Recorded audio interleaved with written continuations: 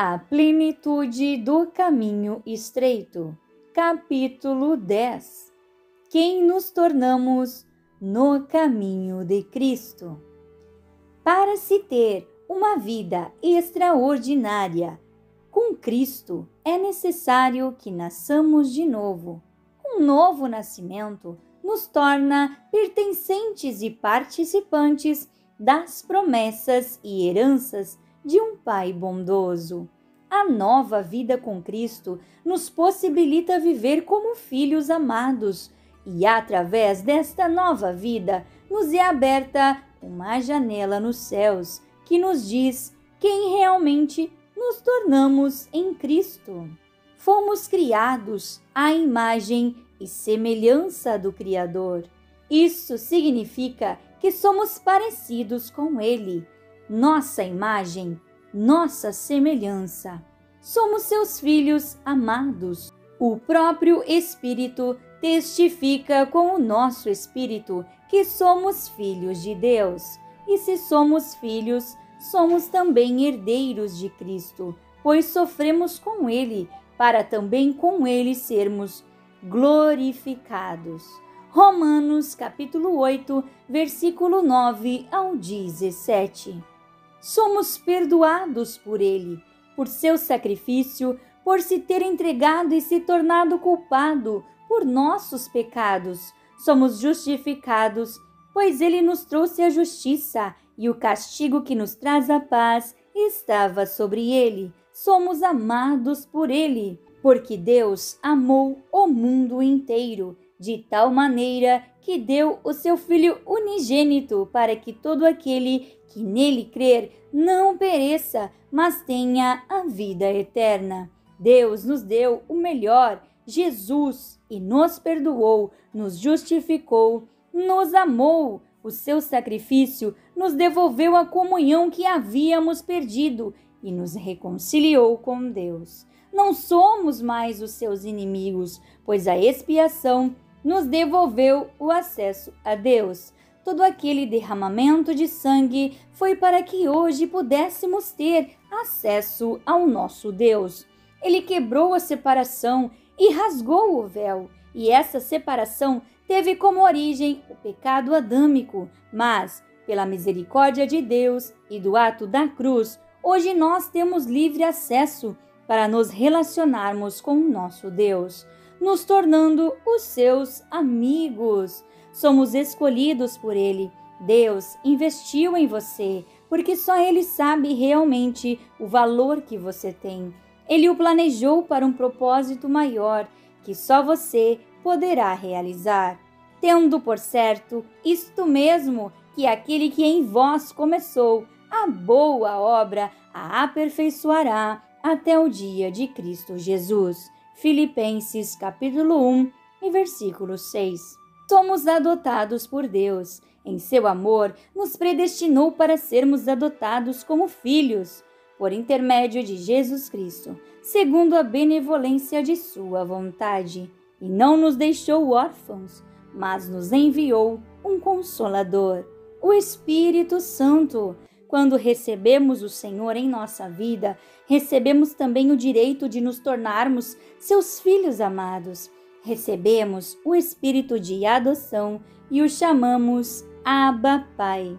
Serei para vós pais, e sereis para mim filhos e filhas, diz o Senhor Todo-Poderoso. Com isso, podemos descansar as nossas vidas, pois Ele cuida de nós e está no controle de tudo, até mesmo na oração ensinada por Ele. No Evangelho de Mateus, nos ensina a reconhecer quem Ele é, a pessoa. Portanto, vós orareis assim: Pai nosso que estais nos céus. Somos a sua geração, sacerdócio real, povo escolhido, separado, um povo humilde, zeloso e de boas obras. Temos a identidade de Cristo em nós. Somos a noiva querida, que por intermédio do seu Espírito Santo, Ele irá adornar para o grande encontro eterno.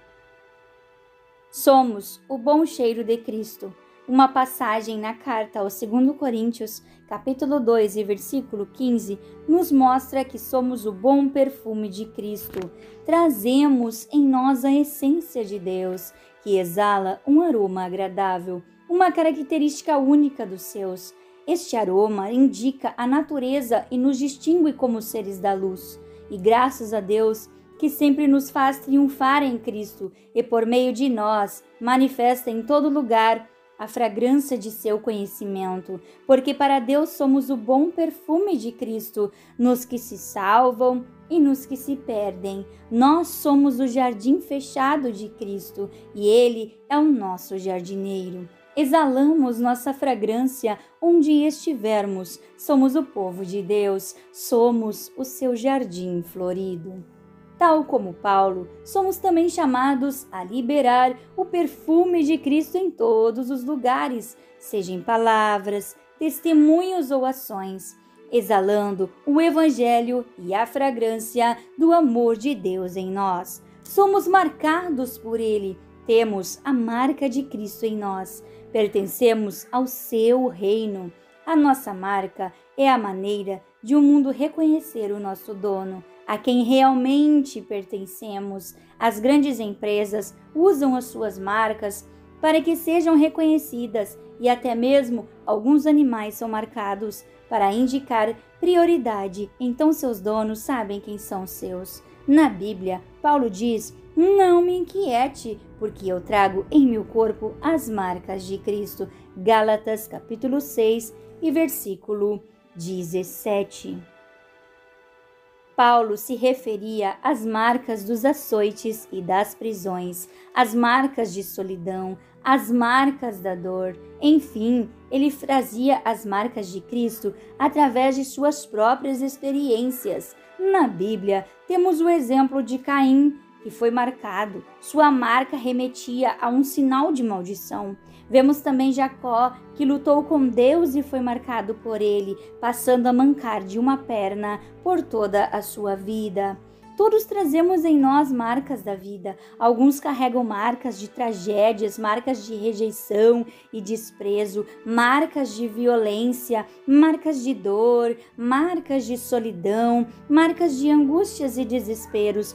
Mas quando colocamos Jesus no centro de nossas vidas, Ele nos cura e começamos a carregar então as suas marcas em nós. A marca do perdão, a marca invisível da fé, a marca da salvação.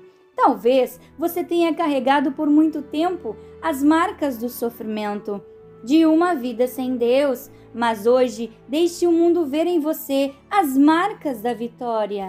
A marca da promessa, a marca de uma vida nova com Ele. Aquele que possui a marca de Deus é reconhecido como seu. Todos veem a quem pertencemos.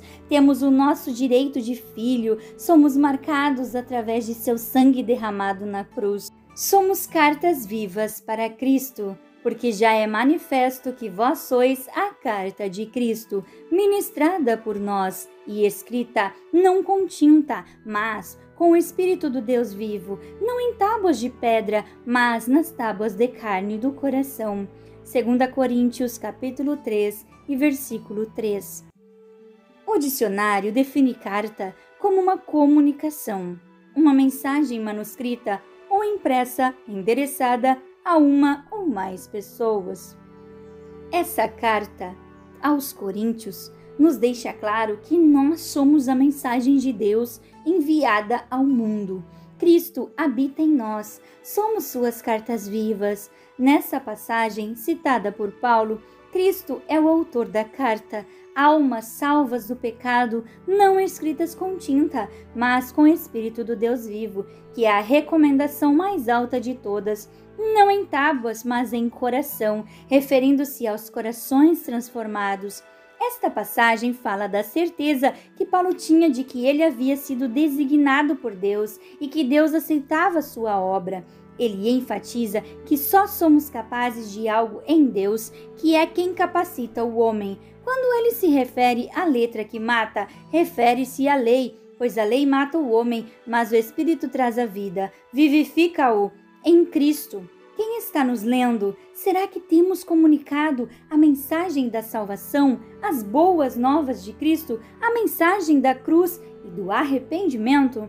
Somos cartas vivas quando temos o seu Espírito em nós. A nossa vida deve ser lida como uma mensagem de esperança, paz e amor. E toda carta endereçada precisa de um selo. Não entristeçais o Espírito de Deus, com o qual fostes selados para o dia da redenção. Efésios capítulo 1 e versículo 13.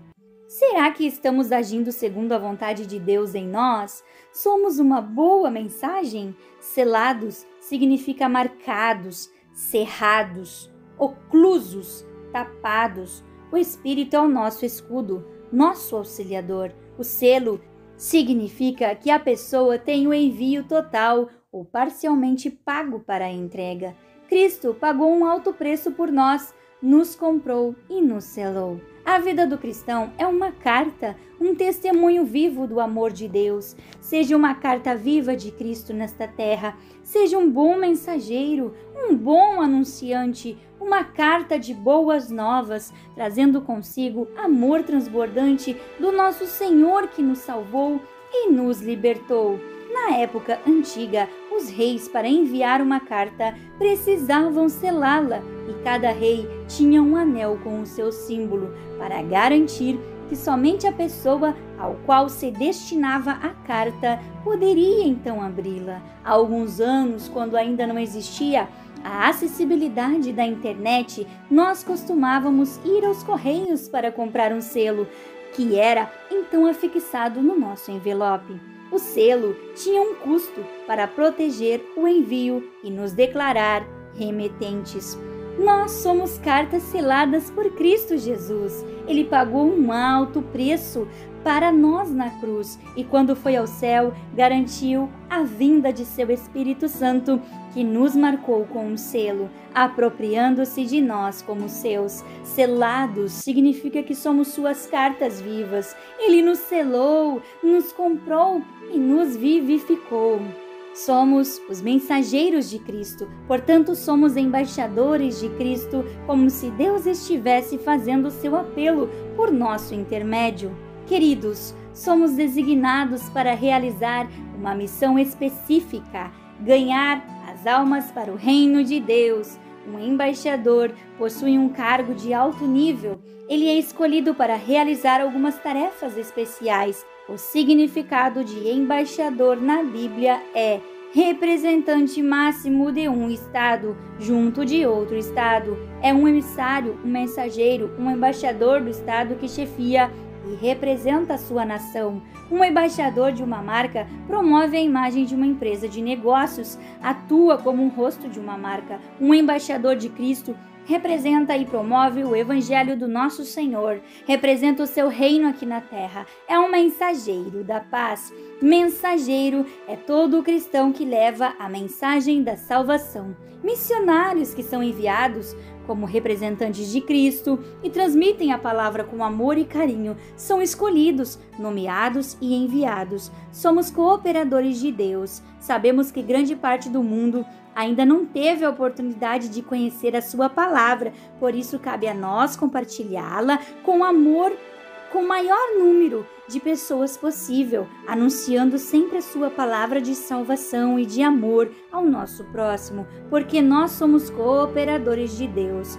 Vós sois a lavoura de Deus e edifício de Deus. Por isso precisamos regar a nossa lavoura com o conhecimento da sua palavra. Crescei na graça e no conhecimento, e nós o somos se o mundo não nos conhece. É porque não o conheceu. Somos os seus filhos, mas o que nós seremos ainda não se manifestou. Mas sabemos que seremos semelhantes a ele, porque o veremos tal como ele é. 1 João, capítulo 3, versículo 1 e 2.